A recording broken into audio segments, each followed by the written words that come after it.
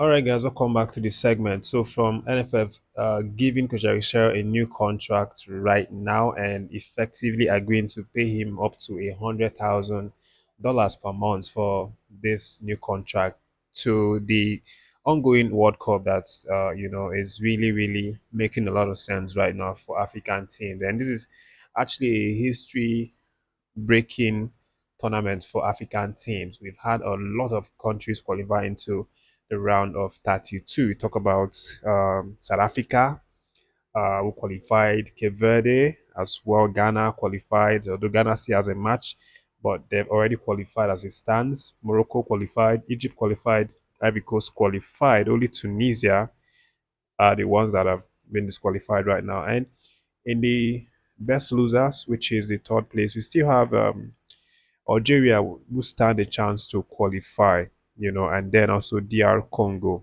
if they see off their games.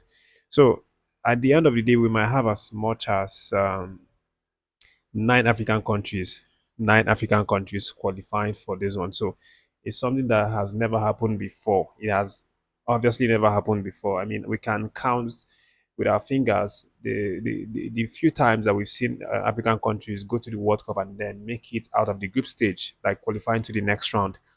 It's not been done a lot. I think just Nigeria, Ghana, um, probably Morocco, and one other country has done it before. And right now, we've seen a record of African teams, making it into the next round. Cape Verde are the ones that have impressed everybody the most.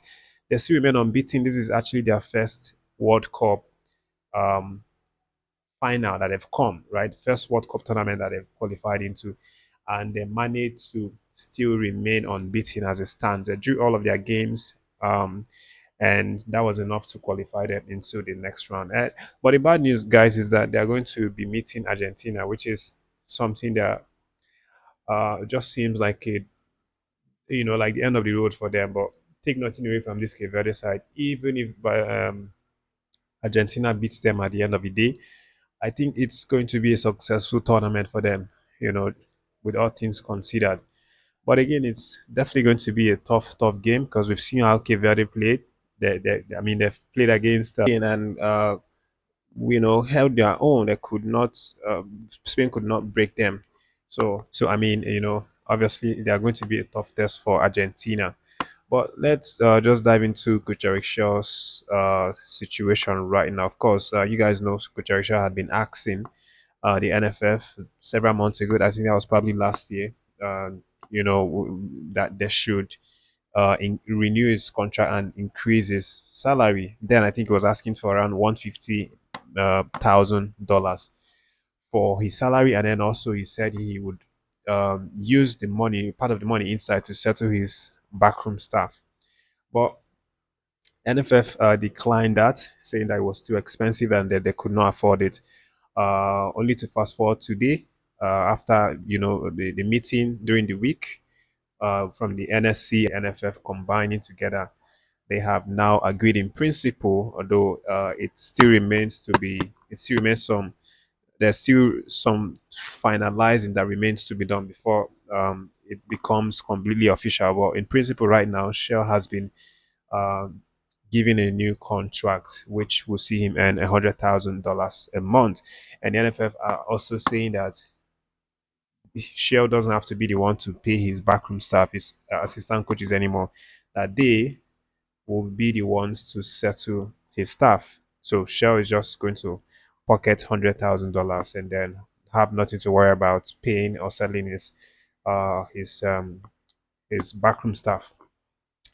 So this has obviously gotten a lot of reactions from top stakeholders and Nigerian football fans, Super Eagles fans, because this was what we had been hoping for the longest time. We had been expecting NFF to renew Coach Shell's contract because he has been doing some good job, and that's what he deserves, right? So obviously that has happened right now, and a lot of praises has been going NFF's way for closing that deal. But there still remains a question because while it's it's a progress for them to come out and say that they have given him the contract, there might still be an issue, because it's one thing to agree to give a contract to the coach, and it's another thing to follow through it, and be consistent with paying the agreed upon money every month, right? Because we've seen NFF falter in terms of paying these coaches their salary. And one ex international has now come out to question whether NFF can really carry out this thing that they've said. These promises of $100,000 per month. And that person is Garuba Lawal, former Super Eagles midfielder. He said that, yes, I mean, it's a good um, thing to hear. It's actually a good move from the NFF to agree to increase Shaw's salary. By the way, it used to be $50,000 per month. So right now, that's like twice as much money that the coach will be getting.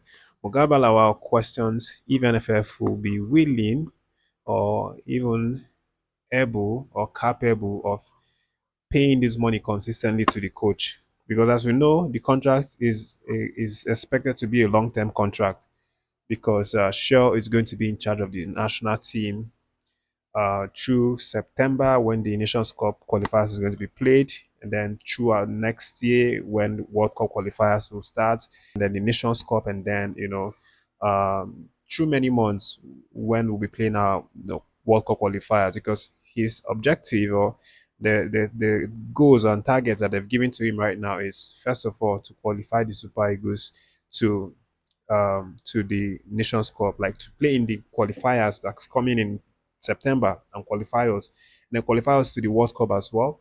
And then also, uh, there's an extra job that they've given him right now, and it's that he is going to be the coach of the under 23 and prepare them and make sure he qualifies them for Olympics. I think Olympics is coming in 2028.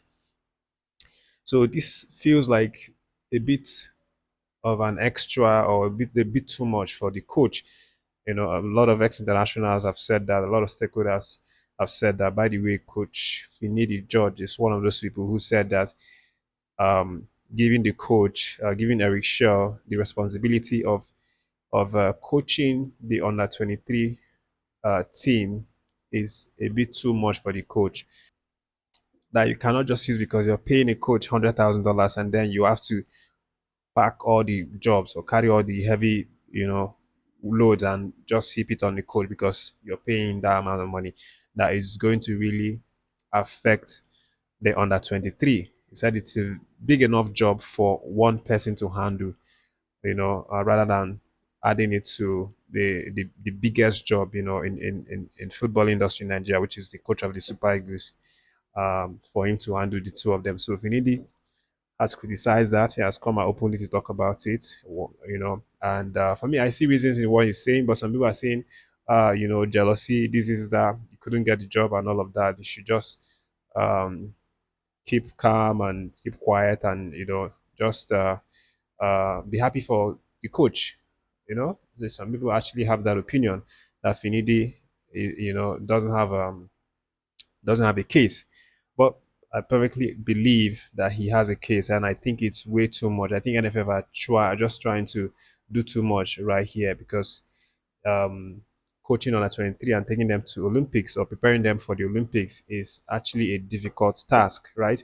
But they are saying right now, according to the NSC's boss, Sheodiko, he said that they didn't just come out and decide to give Shell the two responsibilities, that's the under 23, alongside the Super Eagles job.